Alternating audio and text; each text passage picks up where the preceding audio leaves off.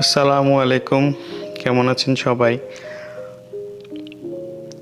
আজকে আপনাদেরকে দেখাবো আমার লাস্ট 1 মাসের সাধনা।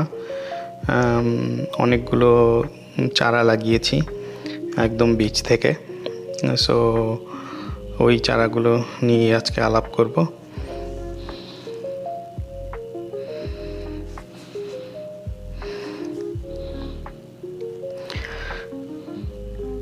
এগুলো হচ্ছে বোম্বাই মরিচ অথবা গস্ট পেপার বলে।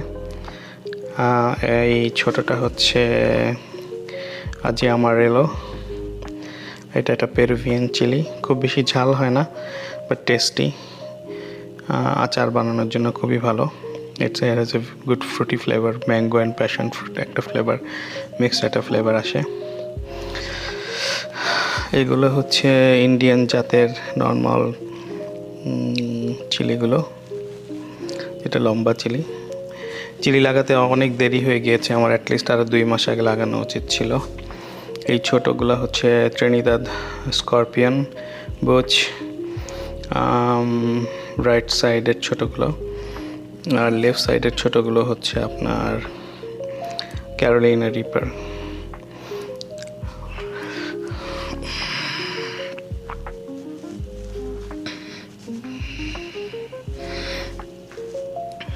এখানে কিছু বেগুন আর টমেটো আছে, এগুলো আমি আসলে কিনে এনেছি। আরও কিছু চিলি প্ল্যান্ট।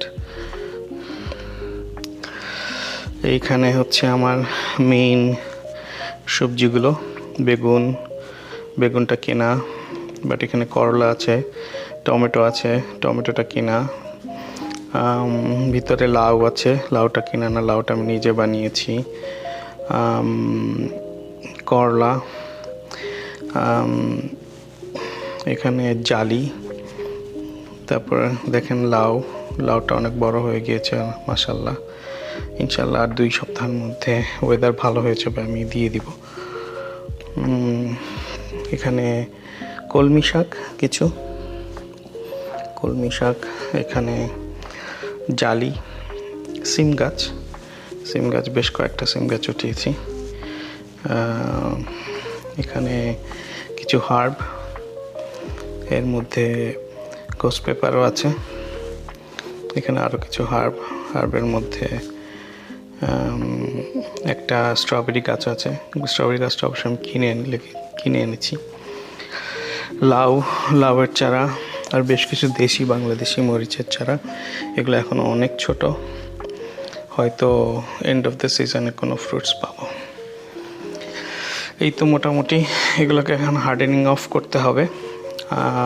হার্ডেনিং অফ শুরু করেছি, আজকে দিয়েছিলাম অলরেডি রোদে, বাইরে প্রচুর বাতাস, 1 ঘন্টা রেখে নিয়ে এসেছি।